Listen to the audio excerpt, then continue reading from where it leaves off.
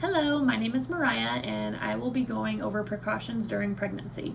I am in proper school uniform, my badge is visible, I have no nail polish, no jewelry, and my hair is pulled back and out of the way. So to start off this, I would knock, knock, knock, enter the patient's room, close the door behind me to ensure patient privacy, and begin my education. Hello, my name is Mariah and I will be your nurse today. Can I please have your name and date of birth as I am checking their armband to verify? Okay, great. Thank you, Mrs. Smith. So my name is Mariah and I heard that you're pregnant. Congratulations. I am here to go over some precautions during your pregnancy, if that's okay with you. Yes? Okay, great. So if you have any questions during this process, please let me know, stop me, and I can clarify anything, but I will be going over a lot of information today, okay? Okay, so to start off with, I'm going to begin with some food. During your pregnancy now, you are growing a whole nother human in you, so it's important that you're eating for two, but we want to eat healthy foods, a well-balanced diet, and also there are some foods to avoid. So during your pregnancy, you want to have a lot of good protein, grains, dairy, fruits and veggies, all of that good stuff. Everything well-balanced and also staying super hydrated. With that though, there are some foods that we want to avoid. Some include raw meats, anything that's uncooked or not thoroughly cooked, like sushi, that's all raw meat. You want to stay clear of that, or in very, very, very small portions.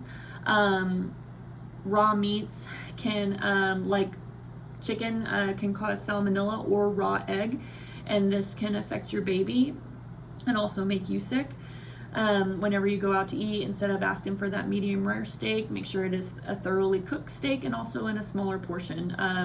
You want to have good clean protein, like thoroughly cooked salmon maybe, or some lentils, or even Greek yogurts. Those are really good protein alternatives instead of worried about meats. Also, some uncooked cold meats, or not uncooked, but cold meats can they have a bacteria called listeria.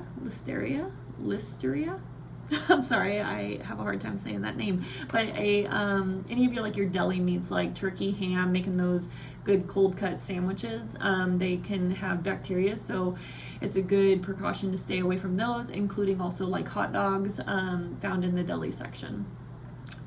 Fruits and veggies are a great thing to have. We want you to have a lot of those. The thing is to be cautious of is anything that's unwashed or that has like a lot of pesticides on it. We want to make sure everything is thoroughly washed before we're consuming those fruits and veggies. With your fruits and veggies and meats, you want to make sure that you're using two separate cutting boards. You don't want to be mixing your raw meats with your fruits and veggies, as that can also cause issues if we're not thoroughly washing them. You also want to primarily use plastic or metal cutting boards, staying away from wood cutting boards, as they can hold bacteria, as they will absorb stuff vice a plastic or like the silicone type of cutting boards. Just a precaution about that. Another thing is staying away from soft or any unpasteurized dairy or milk. Unpasteurized means that the milk and dairy have not gone through a fermenting and a heating up process that kills any bacteria in milk. So make sure that all your milks that you're drinking or cheeses are pasteurized. They can also hold bacteria in them as well that will affect you and baby. Some other things with food. Caffeine. You're going to be very tired. You're growing a whole nother human. Caffeine is okay in small doses. You don't want to overdo caffeine and be going to Starbucks every day. Let's go for that half calf or even decaf at this point, because in the very early term of your pregnancy, the caffeine can really affect the your birth defects, and can also cause early term labor. So we want to limit that caffeine. Some good green tea, black tea, or even chamomile tea before bed is great. Like I said, half calf or even decaf at this point, okay? So food, You also want to make sure that you're staying super hydrated. Hydration is going to help everything. It's going to keep you regular, so we're not constipated during pregnancy. You want to stay definitely very hydrated, and also like the unpasteurized also goes for juices and stuff, so we want to stay away from that unpasteurized juice when it comes to fluids. Next, let's go ahead and go over medications. Are you currently taking any medications at this point in time? Yes? Okay, great. So what I'm going to do is I'm going to go ahead and go over your medication list with the doctor. If you have any chronic diseases like asthma, diabetes, even depression, anxiety, we don't want to abruptly stop these medications because you're pregnant, because that can also cause issues. So myself and the doctor will go over your medications, and then we'll check back with you and see where we might need to either lower a dose or stop the medication and maybe go to an alternative. There are some medications you want to stay away from over the counter. Anything that ends in iodine, like proidine, iodine, or bezidine. Those are some over-the-counter medications that you want to stay away from. They are used for cold and flu symptoms during your pregnancy. That's 9 months. That's a long time. We're getting ready to go into the fall. It is very common that you might get a cold or get sick. And what we want to try to do is do some home remedies before doing any over-the-counter medications. Like for a sore throat, you can have some gargle some salt water, some warm salt water, maybe some honey tea to soothe your throat. You can even do like the neti pot, where it's like some steam in your face and clearing out your sinuses when you're sick. Also, some pain relievers like aspirin and ibuprofen. We want to stay away from those unless they're prescribed by the doctor, because they can also increase bleeding in a pregnant woman, and bleeding in general in regular people that are not pregnant. Aspirin might be prescribed for preeclampsia, but until that happens, let's not just go and get medications. Along with medications, I wanted to go over some supplements. Any supplements that you're taking right now, I would like a list of those so we could go over. There are some great minerals and vitamins that are important, like folate, increases cell growth and development for you and your baby, iron, zinc, and even vitamin D. Those are all great supplements, but just like anything, like even with the diet, you don't want to overdo it. Too much of anything can be too much. So because you're pregnant, we are going to do some blood work on you, and just to get a good baseline and see where you're at, and we can adjust those levels for you. But zinc and vitamin D, good for bone growth, cell development. Even folate is really good for neural growth and in the brain. So a lot of those minerals and supplements are great. And if you have any dietary restrictions, whether that's gluten, being vegan or vegetarian or anything like that, we can also discuss all of those things with you, okay? Okay, great. So the next thing I want to go over are some things that we can't really control, and that would be environmental precautions. Depending on where you live, if you live close to farmlands, there are a lot of times that the farmers will be flying over and spraying a lot of pesticides. Breathing that in and being outside on the back deck when they're spraying is not good, because you are inhaling those, and if you're inhaling those, then so is your baby. With that, that's air pollution.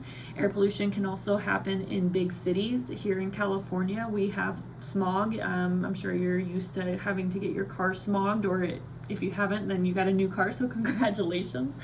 But smog is air pollution, and again, if you're breathing it in, your baby's breathing it in, this can cause defects, whether it's low birth weight and again, early term labor. Some other environmentals, again, congratulations, you're having a baby. You might want to decorate your home and get the nursery all ready.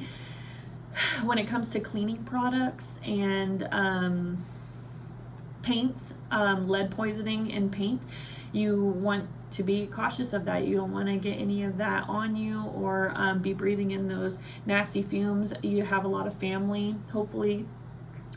Asking them for help during this time would be a great option, as it's dangerous with lead poisoning and any toxins like toxoplasmosis. and bacterias and stuff. I know we want to be clean, like clean, healthy baby, but sometimes good germs are a good thing during pregnancy, if you will.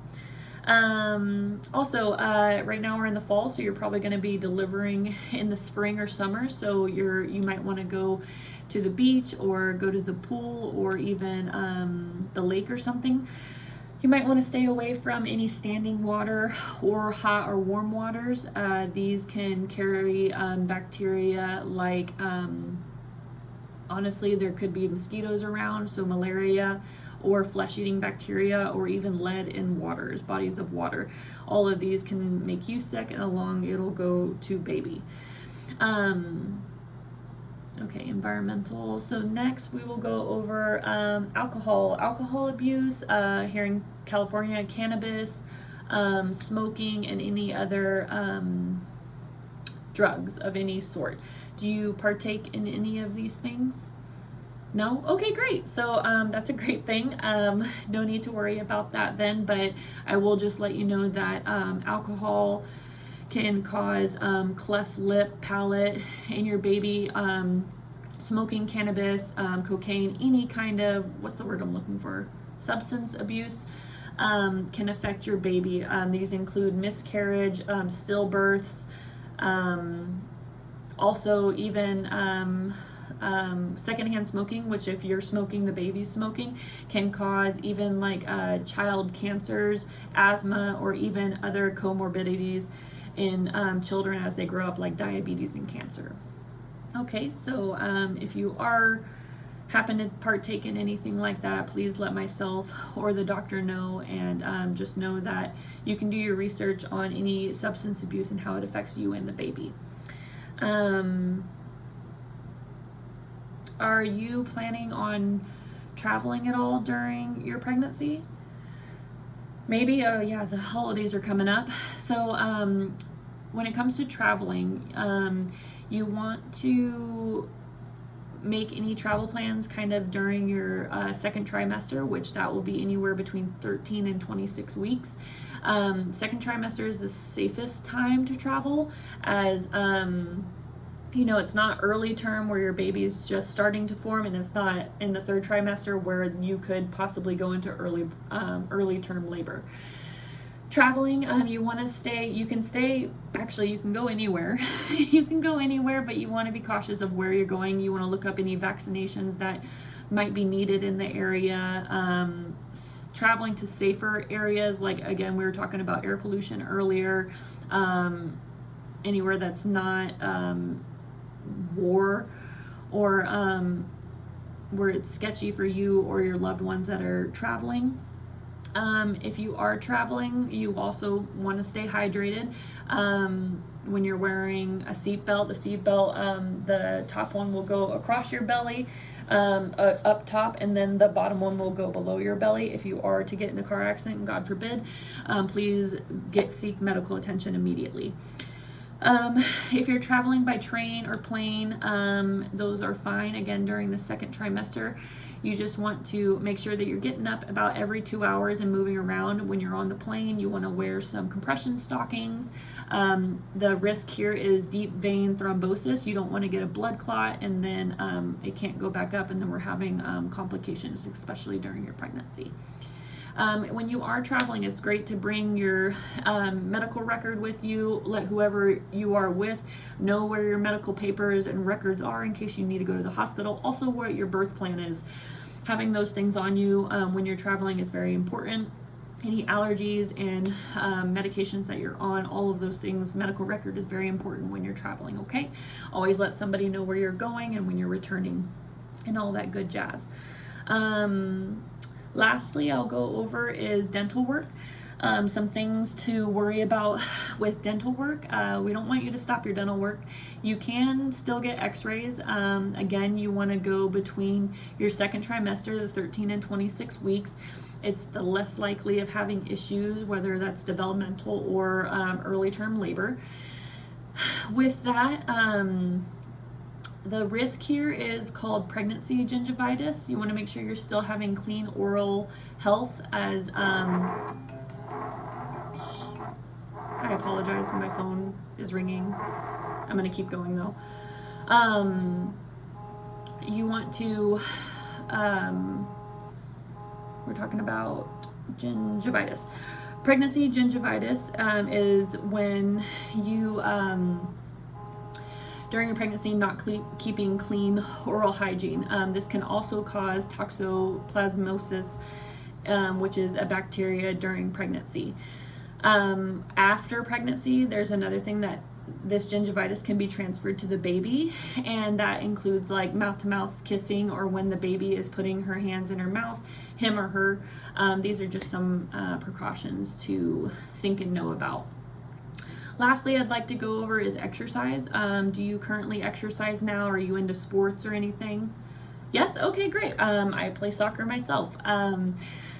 That's awesome. So with that is a contact sport. You definitely want to change what you're doing during your pregnancy. I know for my team, they said it once I'm pregnant that I'm no longer playing. We can shift this now to maybe working out in the gym. Whatever your intensity is now, you can continue it through your pregnancy. You can lower it if it's really high impact exercise. You don't want to go anything above that. Nothing, we're not doing hip thrusters with the barbell down on our belly, doing core exercises, nothing on our stomach, nothing high impact, doing burpees laying down on the ground. We're not doing any of that where we're touching our stomach to the ground. When it comes to running, you can run up till the end of your second trimester. After that, it'll be some power walking. But exercise is really great. Opening up that pelvic floor. There's some medicine balls. I can show you some good techniques that really open that up, and then just healthy walking every day. That'll keep a healthy weight. You are going to gain weight during your pregnancy, but there's a good healthy weight range that you want to keep in mind during your pregnancy, okay? So good exercise. Again, you definitely want to stay hydrated throughout your entire pregnancy. I can't think of anything else. Do you have any questions for me? There's a lot of information out there when it comes to pregnancy. If you have any questions, please let myself. You can send us a secure messaging through your EHR or your My Health Online, as we call it, and we'd be happy to answer those. Any questions, please let us know. But congratulations during your pregnancy, and I will go let the doctor know and have him come on in. Side note, this is the end of my video. I do apologize. I am at my DFC and my phone just rang. I did not answer it. I just turned the volume down. Sorry, I'm looking at you right here. This concludes my video. Thank you.